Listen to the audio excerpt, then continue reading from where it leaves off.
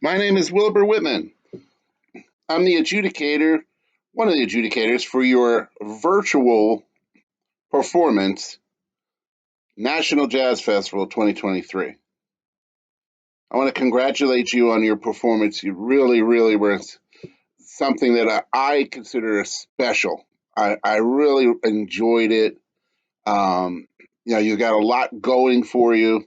I made some notes here to talk to you about, but I'm excited for you because to me, if you do your homework and you do your work that we're talking about, you could be one of the best benchmarks of high school bands in the country. And I mean that. You've got work to do, but it's worth it. I like what I see. I like everything that's going on with that, and and I hope the comments prove useful. Keep what you like, throw out what you don't. But here's some of them I have ready for you. So your soloists are exciting. They're hitting the changes. I was wondering if you ever heard of Corey Wong and the Wong Notes. He's a new guy. He became famous mostly during COVID. And he met my buddy Jay Webb online because we were all hanging out with COVID. Couldn't do anything. All musicians, around the world, and we were dying to play. We needed to play in front of an audience and have that feedback, but there just was nothing out there.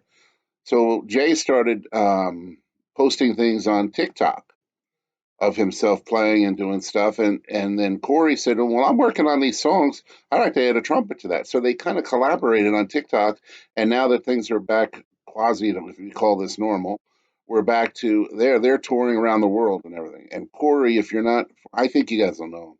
So the guitar solo reminded me of that, and I just thought, wow, that was really hip.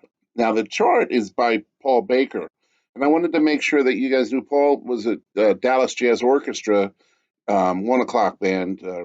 People that graduate had nowhere to go, and they didn't get gigs anywhere playing, so they were hanging out. So Galen Jeter started the Dallas Jazz Orchestra, and he was actually the forerunner of my big band over here on the East Coast, called the Lakewood Jazz Ensemble. And you can, part of my Wilbur Whitman orchestras, you can see it, www.wworchestras. You just go www.orchestras.com. There's hundreds of videotapes there, and I play a number of Paul Baker charts. So that's how I know of him. And this is a professional level and a hip from this 80s. It's an 80s vibe. Paul has a lot of different charts out from before Galen, he was in the band. So I can understand it, and you might want to let the guitar solo even more over the ensemble, like soar like a lead trumpet scream line when the band comes back in, because you've got still a little bit more time. There's like a double shout. You get that, so that might be something to look for there. Great trumpet playing. It was really great. So some intonation problems. The bones on your second tune, the trumpets on the opening of How Long, um, the bones and the trumpets. And I put some time figures in there for you to check, like at 11 minutes, 37 seconds. There's things like that for you during Max's solo. Some fatigue, affecting pitch at times. It's a demanding program, and it's going to happen. You got to find your face and learn how to play fatigued in tune still, right? That's in strong. It's imperative. Strong rhythm section, the and adds to your well rehearsed wind section. It's well taught. You guys are there. I love the 3/2 clave clapping, and you got the audience involved. You're a show. You guys are a show. It's really great. Um, again, when you're out of your pristine comfort zone, this caption will be affected. Your score otherwise. You see, and I put markings there where this explains that.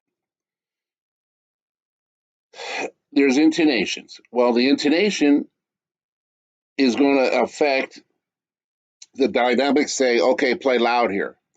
Well, you're playing louder. Maybe you're playing louder than you can handle, right? You're almost at times. I think I wrote it later. Marching band loud. If this is the right one, you got to be careful of that, because it's can't be so loud that we get fatigue, and that's going to affect all your other captions and scoring. The fatigue affects not only intonation, and it affects blend and balance. It affects articulation, right? You see what I mean? So that's the things that are going to, that once we get you under control with that stuff, I'm telling you not to play loud. I'm telling you to do it right. And I've got some comments there at the end that'll make that clear on your sheet. Um, so in Mira Mira, here's another tune at the end. You've got these flurries of times you come across. You've got to make them pristine, cleanly done. They're good. And I've got you, and it's not that I'm not scoring you fairly, I feel, but I'm talking about I've listened to a lot of bands, and since January, I've heard over 200 bands around the country, and I'm impressed with you guys. I'm trying to get you to that, elite group of there, and I think you're well on your way with it. And I hope you appreciate my being brutally honest with you, right? You keep up challenging your solos, make them steal the show like the guitar did. Like we got that, and everyone's like, "Yo, where did that come from?"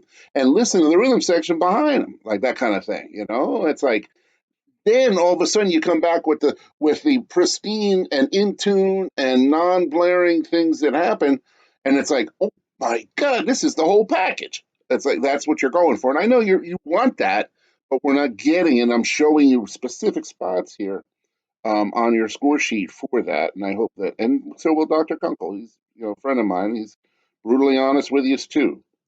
Um,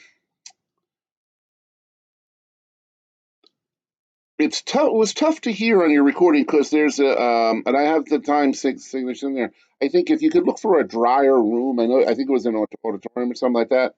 It's not all about like it doesn't have to be a performance when you record these for us. Um, you want to give us the opportunity best to do that. And I'm using headphones and trying to get it the best we can across this. But a drier room I think would work well for you. I have one thing here. It's like it says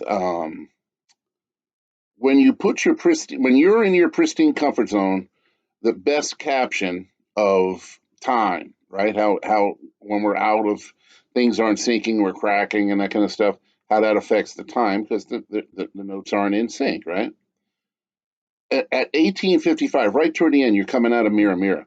And yes, there was an intonation issue. Yes, the dynamics are loud, perhaps overplayed, causing tone quality issues, which means now the time is messed with. See, they're going to line up against you there. Those things. But once you just say, "Hey, we don't need to play that loud. It's a unison line. We just got to." That's where Mr. Whitman said it's pristine, not power, right? When you have those options, and look for those things for that. I hope the comments prove useful here. If I can do anything, again, you can just go www.orchestra.com, click on my picture, and email me. I'd be glad to help you, or contact me through the National Jazz Festival. Addie and those people there, they'll get back in touch with me.